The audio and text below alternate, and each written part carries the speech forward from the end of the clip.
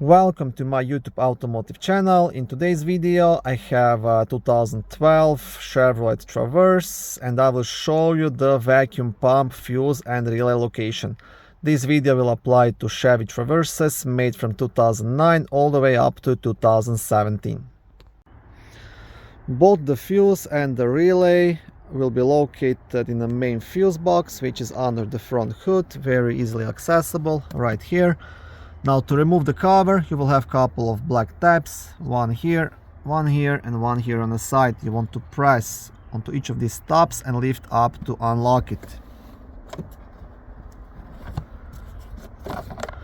Okay, once you remove the cover, on the back side of the cover you will also have a small fuse diagram.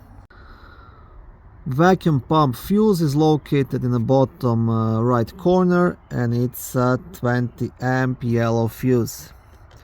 And the vacuum pump relay will be in the bottom left corner and it's this one right here. Now the best way to test this relay, just try to replace it with one of the same kind and see if that makes a difference. If it does, just buy a new relay and have it replaced.